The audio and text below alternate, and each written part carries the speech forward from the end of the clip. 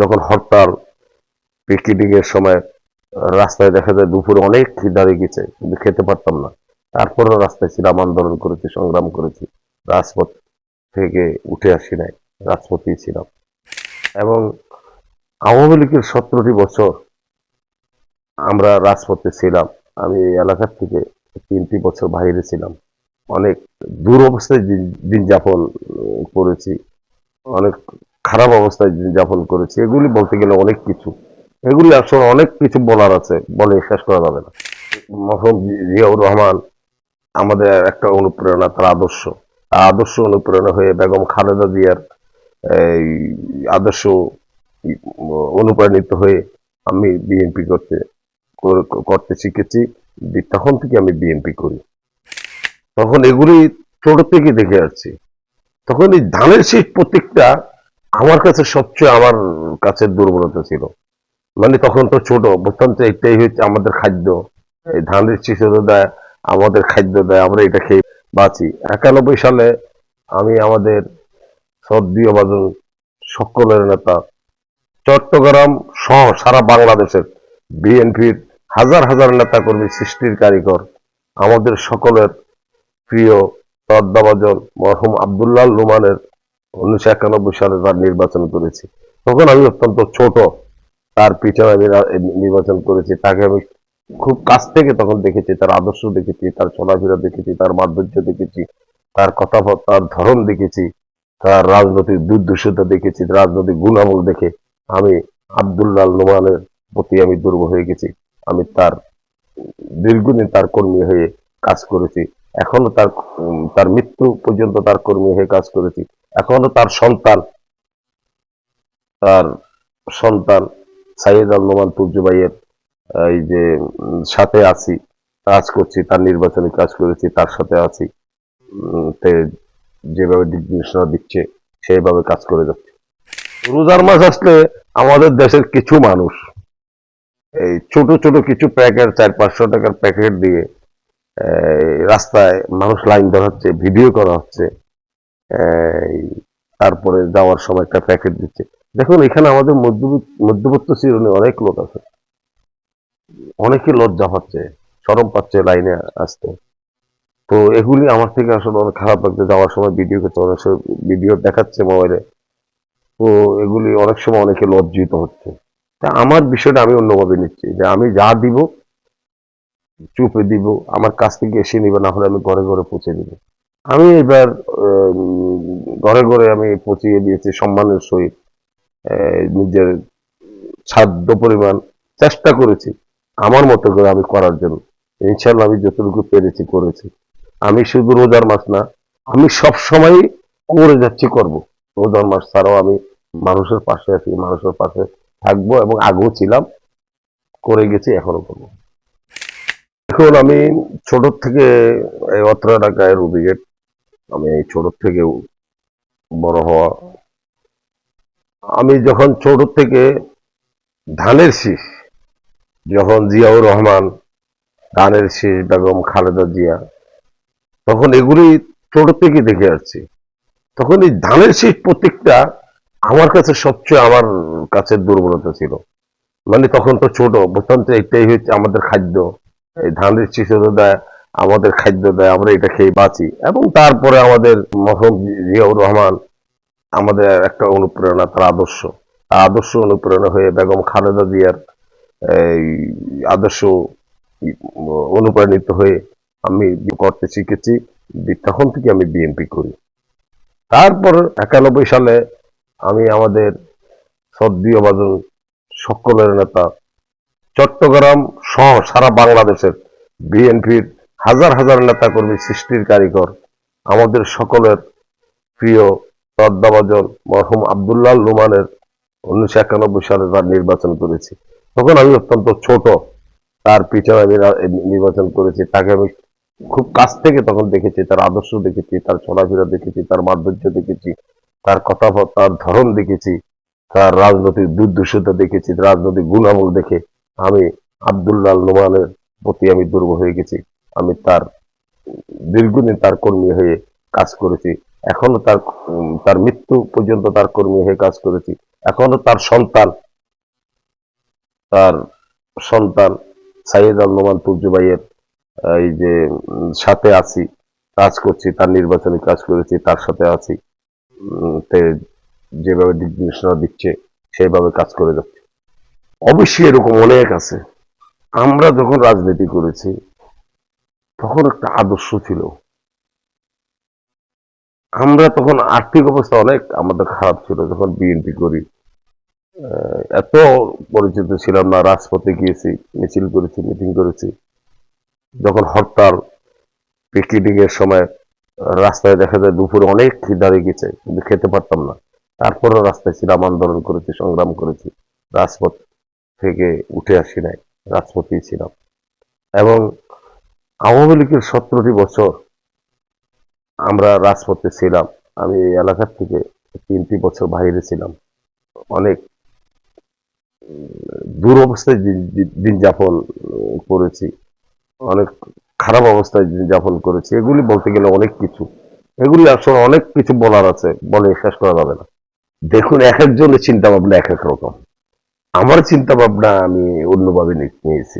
যেমন আমি যদি 120 টাকার একটা কম্বল দিচ্ছি, 150 টাকার একটা কম্বল দিচ্ছি, আমি আমার দেখা এগুলি বলতে হচ্ছে, আসলে এগুলি বলতে হবে। আমার অনেক রাজনৈতিক নেতা হয়তো আমার এই বক্তব্য শুনবে, তারা কিভাবে নিবে সেটা জানি না, কিন্তু আমি মনে করি এটা সচেতন হওয়া দরকার। নেতারা, রাজনৈতিক কর্মীরা সচেতন হওয়া দরকার। 120 টাকার একটি কম্বল দেওয়ার কথা বলে বা 150 টাকার একটি কম্বল দেওয়ার কথা বলে 2-4 ঘন্টা এনে সাধারণ মানুষ, গরিব মানুষ, দেখা যাচ্ছে বয়স্ক বৃদ্ধ মানুষ এখানে এসে বসে থাকে। দেখা যাচ্ছে 2-4 ঘন্টা আমাদের রাজনৈতিক বক্তব্য শোনার পর তাদেরকে যাওয়ার সময় 120 টাকা বা 150 টাকার একটা কম্বল দেওয়া হচ্ছে। এগুলি আসলে আমার মাথায় এগুলি লেগেছে, না এটা হয়তো এটা ভালো হচ্ছে না, এটা এক ধরনের আমি মনে করবো মানবাধিকার লঙ্ঘন। দেখা যাচ্ছে রোজা আসতে সারা বছরই তো যায়, শুধু রোজার মাস একটা মাস তো দিতে হবে তা বল না, সারা বছরই তো আপনার দেওয়ার সুযোগ আছে। রোজার মাস আসলে আমাদের দেশের কিছু মানুষ এই ছোট ছোট কিছু প্যাকেট, 400-500 টাকার প্যাকেট দিয়ে রাস্তায় মানুষ লাইন দেওয়া হচ্ছে, ভিডিও করা হচ্ছে, এই তারপরে যাওয়ার সময় একটা প্যাকেট দিচ্ছে। দেখুন, এখানে আমাদের মধ্যবিত্ত শ্রেণী অনেক লোক আছে, অনেকে লজ্জা পাচ্ছে, শরম পাচ্ছে লাইনে আসতে। তো এগুলি আমার থেকে আসলে অনেক খারাপ লাগছে। যাওয়ার সময় ভিডিও করছে, অনেক সময় ভিডিও দেখাচ্ছে মোবাইলে। তো এগুলি অনেক সময় অনেকে লজ্জিত হচ্ছে। তা আমার বিষয়টা আমি অন্যভাবে নিচ্ছি, যে আমি যা দিব চুপে দিব, আমার কাছ থেকে এসে নিবে, না হলে আমি ঘরে ঘরে পৌঁছে দিব। আমি এবার ঘরে ঘরে আমি পৌঁছিয়ে দিয়েছি সম্মানের সহিত, নিজের সাধ্য পরিমাণ চেষ্টা করেছি আমার মতো করে আমি করার জন্য।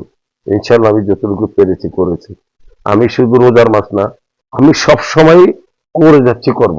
রোজার মাস ছাড়াও আমি মানুষের পাশে আছি, মানুষের পাশে থাকবো, এবং আগেও ছিলাম, করে গেছি, এখনো করবো।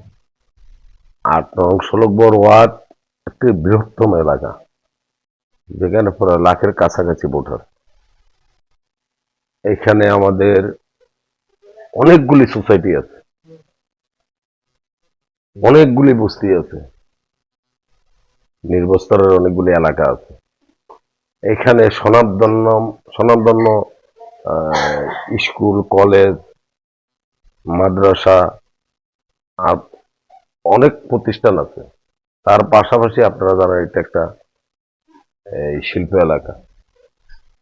এখানে এলাকায় অনেক বড়, এখানে সমস্যা অনেক বড়।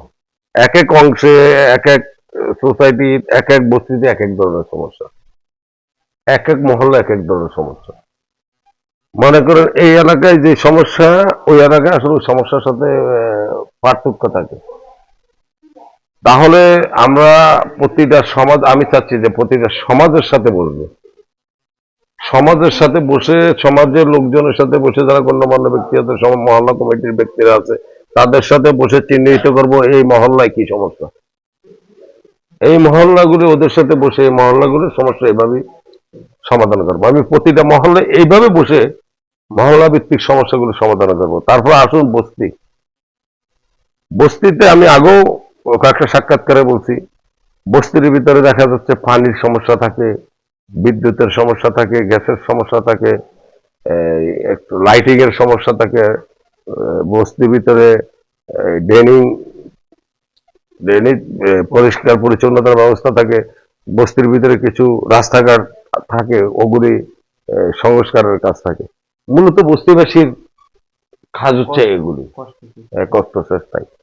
তো ইনশাআল্লাহ এগুলি আমি ওই যে যে এলাকার বস্তি আছে ওই এলাকার বস্তিদেরও তো একটা, ওখানে কিছু মানুষ থাকে, ওখানে একটা কমিটি থাকে, ওই কমিটির সাথে বসে ওইখানে কোন ধরনের সমস্যা ওগুলি সমাধান করব। আর বিশেষ করে কিছু বস্তির ভিতরে 2, 4, 5 জন, 10 জন কিছু মাদক ব্যবসায়ী, কিছু খারাপ মানুষ, একটা বস্তির ভিতরে 500 মানুষ থাকলে দেখা যায় 10 জন মানুষের বস্তিবাসীকে জিম্মি করে রাখে। আমি ওইটার জন্য কঠোর ব্যবস্থা গ্রহণ করব। বস্তিবাসী এবং শান্তিতে ভালোভাবে ঘুমাইতে পারে, ভালোভাবে চলতে পারে, ভালোভাবে থাকতে পারে, বস্তিবাসীর ছেলে সন্তান যেন ভালোভাবে স্কুলে যেতে পারে, সেই ব্যবস্থা গ্রহণ করব। আর এলাকা ভিত্তিক যে আমাদের সোসাইটি গুলো আছে, সেই সোসাইটি গুলো জানেন এখানে কিছু নেতৃবৃন্দ থাকে, আর ওখানে বিশাল বিশাল সমস্যা থাকে। সেই সমস্যাগুলির সমাধান করতে গেলে অনেক সময় আমাদের মাননীয় মেয়র হস্তক্ষেপ করতে হয়। তখন আমরা মেয়র সাহেবের হস্তক্ষেপ নিয়ে সোসাইটি ভিত্তিক আমরা যে সব ধরনের সমস্যা সেগুলো সমাধান করব। আর যেগুলি আমার করার মতো, আমার সাধ্য, ওগুলি আমার মতো করে আমি ওই এলাকার সর্বস্তরের মানুষকে নিয়ে আমি সমাধান করব। এবং আমাদের এলাকা স্কুল কলেজগুলিতে এই যেন এই লেখাপড়ার মান, স্কুল কলেজগুলোর সামনে বখাটে দুষ্কৃতকারী কোনো ইফটিজিং করে এই ধরনের কোনো প্রশ্রয় দেওয়া যাবে না, তাদের বিরুদ্ধে আমি কঠোর ব্যবস্থা করব। এবং আমাদের এই শিল্প এলাকার কথা বলছি, শিল্প এলাকার প্রতিটা আমি প্রতিষ্ঠানে যাব, প্রতিষ্ঠানে গিয়ে যেমন এলাকার যারা মেধাবী আছে তারা যেন চাকরি পায়, চাকরির সুযোগ করে দেওয়া যায়, সেই ব্যবস্থা গ্রহণ করব। বলছে অনেকের মেধা আছে, এই টাকা পয়সার জন্য তারা লেখাপড়া করতে করতে পারে না। আসলে আমরা যদি এই সমাজ ব্যবস্থায় আমাদের অনেক অনেক বড় বড় মানুষ আছে, তবে তার জন্য কি একজন মানুষ এগিয়ে আসতে হবে, 2 জন মানুষ এগিয়ে আসতে হবে। দেখা যায় আমাদের মতো লোক যদি আমরা কিছু মানুষের কাছে যাই যে এখানে টাকা পয়সার জন্য এই লোকটা লেখাপড়া দিয়ে পরিবারটা যদি হেল্প করেন, এইভাবে যদি উম, আমার উপকার অনেক ধরনের করা যায়। যাক এইটা আমি সামাজিক ভাবে এটাও করব। আবার তারপরে যেটা বলেন আমরা সরকারি ভাবে যে এই যে যারা মেধাবী, মেধা থাকা অবস্থায় তাদের চাকরি পাচ্ছে না, ওইটা পাচ্ছে না, আমরা ওয়ার্ড থেকে কাউন্সিলর হতে পারলে ওই জন্য আমি একটা ব্যবস্থা গ্রহণ করবো যেন মেধাবীরা যেভাবে চাকরি পাওয়ার দরকার ওইভাবে চাকরি পায়। ইনশাল্লাহ আমি আশাবাদী। দলের কাছে সবচেয়ে আমার বড় পরিচয়, দলের কাছে সবচেয়ে আমার বড় অধিকার এবং পাওয়ার মতো অধিকার এবং চাওয়ার মতো অধিকার, এবং আমি অধিকার নিয়ে বলতে পারি আমাকে নমিনেশন দিবে। কি কারণে? আমি দীর্ঘ রাজনৈতিক জীবনে আমি দলকে দিয়ে গেছি, দল থেকে আমি কখনো কিছু নেই নাই। আপনারা প্রত্যেকটা নেতা কর্মীকে জিজ্ঞেস করতে পারবেন, দলের জন্য শ্রম দিয়েছি, কষ্ট করেছি, রাজপথে ছিলাম, দীর্ঘ আন্দোলন সংগ্রামে নিজের বাসায় বসে থাকি নাই, আন্দোলন সংগ্রামকে আমার নেতা কর্মী নিয়ে আমি রাজপথে ছিলাম, সংগ্রামে ছিলাম। এই আওয়ামী লীগের 17 বছর ইন টোটালি রাজপথী সংগ্রামে ছিলাম। যখনই আমাদের নেতা কর্মী আমাদেরকে ডাক দিয়েছে ঘরে বসে থাকি নাই, রাজপথে ঝাঁপিয়ে পড়েছি। সেখান থেকে আমার মনোবল, এবং আমি এর সাথে আত্মীয় বলি, দল ভালো ইমেজ মানুষ, ভদ্র, যারা কাউন্সিলর হবে সাধারণ পাবলিক কি চায়, একজন ভালো মানুষ, গুণাবলী মানুষ, তার ভিতরে সাধারণ জনগণের খেদমত করার উদ্দেশ্য থাকতে হবে, সাধারণ মানুষের সুখে দুঃখে পাশে থাকতে হবে, সাধারণ মানুষের জন্য কাজ করতে হবে, এবং একজন পরিষ্কার পরিচ্ছন্ন রাজনীতিবিদ এবং সমাজে গ্রহণযোগ্য ব্যক্তি, মেধাবী বা ভদ্র স্বাভাবিক এরকমই একজন লোক চায়, সাধারণ আদর্শবান সাধারণ জনগণ চায়। যদি ওইদিকে চিন্তা করে, তাহলে মনে করি এদিকে যদি চিন্তা করে দল, তাহলে আশা করি ইনশাল্লাহ আমি নমিশন পাবো, আমাকে দল নমিশন দিবে ইনশাল্লাহ। 8 নং ষোলকবার ওয়ার্ডবাসীর কাছে আমি কৃতজ্ঞ, আমি ধন্য। আমি এ ঋণ কখনো শোধ করতে পারবো না। আমাকে অনেক এলাকা থেকে ফোন দিচ্ছে আমি কাউন্সিলর নির্বাচন করব, এবং অনেক আগ থেকেই আমার এই এলাকার অনেক জায়গা থেকে আমাকে সাপোর্ট দিচ্ছে এবং বলতেছে আপনি কাউন্সিলর নির্বাচন করতে হবে। এখন যখন আমি বলছি হ্যাঁ আমি কাউন্সিলর নির্বাচন করব, আমার এই বিভিন্ন সমাজ থেকে, বিভিন্ন পাড়া মহল্লা থেকে আমার নেতা কর্মীরা আমাকে উৎসাহিত করছে, হ্যাঁ আপনি কাউন্সিলর নির্বাচন করতে হবে। আমি নির্বাচন করব।